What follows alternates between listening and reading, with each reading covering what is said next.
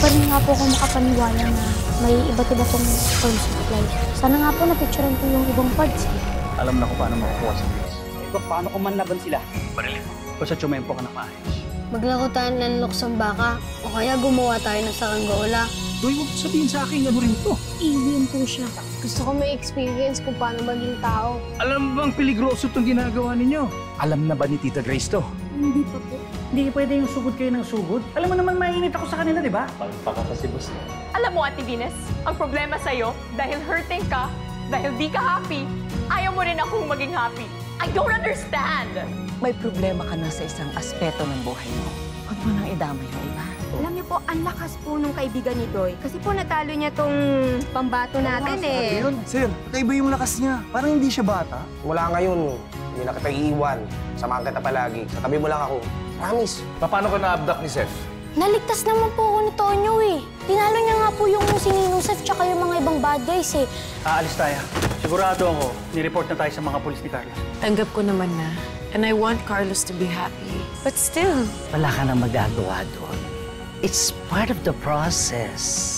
but I want pain to stop. Hinalugog na namin ang buong property, sir, pero wala talaga. Don't worry, hindi kami titigil sa paghanap. We will continue working on this, ma'am. Aris, alam kong hindi tayo okay. Pero my sister needs you. Yung kwintas ko nawawala. Wala naman kaming napapansin na may suot kayo, Dok. Meron akong kwintas. Hindi ko lang dinidisplay. Alam ko na kung nasaan ang nanay ni Seth. Kailangan natin siyang tulungan. Si Seth ba to? Sa nanay niya. I need an expert on an improvised explosive device. Yung plano mo?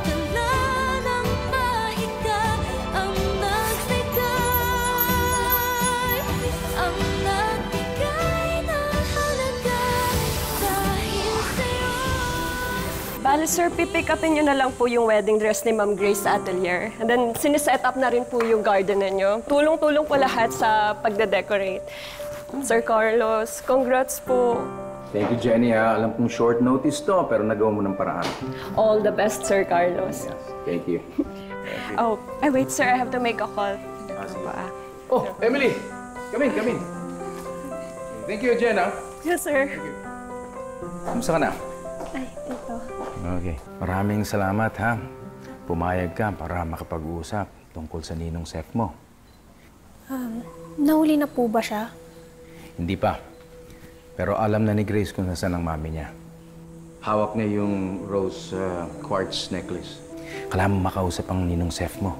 Kailangan siya makausap ni Grace. Okay? Tito Carlos, I don't think sasagutin niya yung mga tawag ko sa kanya eh. Pagkatapos kong makipagsabuatan sa inyo last time. But you have to try.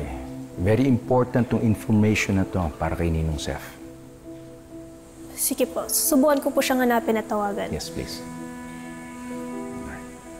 Dito po tayo, Doc.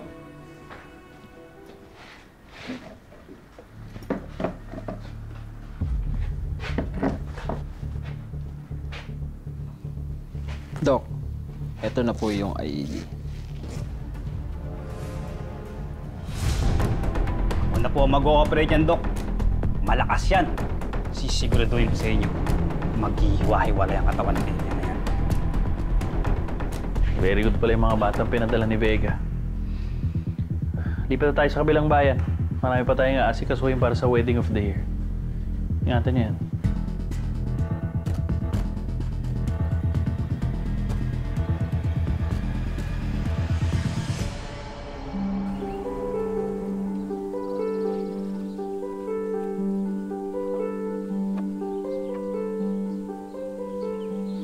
Kuya, bakit may pabulaklak ka dyan? Parang OA naman.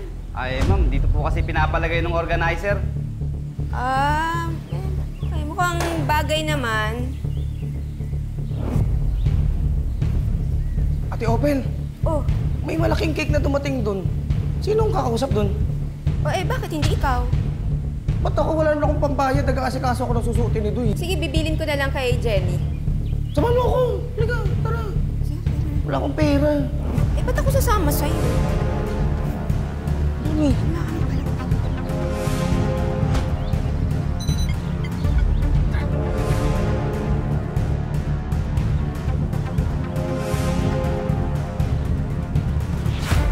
Bisa mo na, tara na.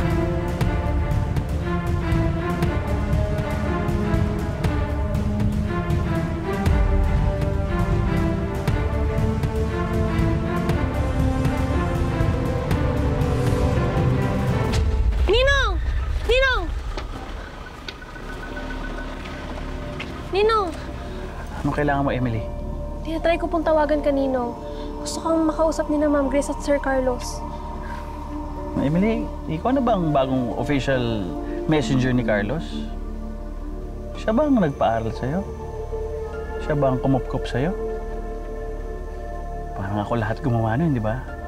And yet, ilaglag mo ko.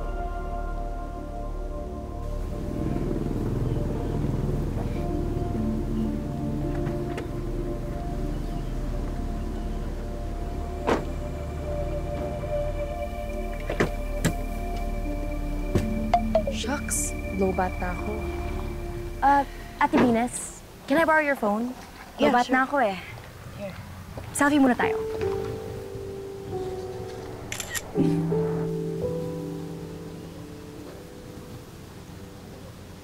Ano? Late na tayo. Nandiyan na silang lahat. I don't think this is a good idea. I don't think I should be here. Baka isipin ng mga tao na may masama na naman akong binabalak.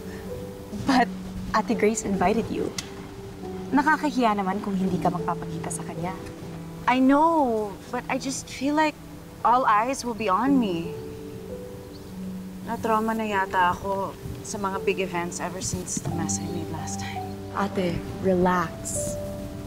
Kung ayaw mo talagang umattend, edi the least that you could do is tell Ate Grace or Kuya Carlos. Yeah. I'll go ahead, ah. Okay. Hailey! Mag-start na yung ceremony. Hindi na ba tutuloy yung ate mo? Nahihiya. Pero don't worry. Nasa akin ang phone niya. For sure, mapipilitan yun sumunod at hindi na siya makakalis. Ang galing mo doon. Tara.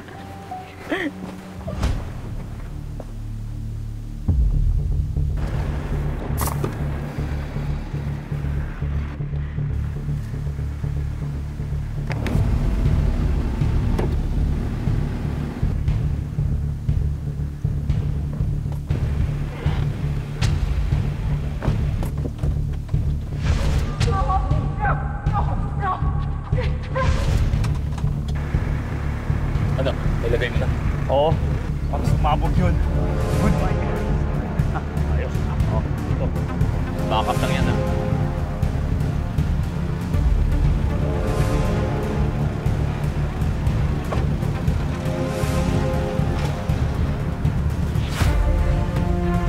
May bomba sa loob.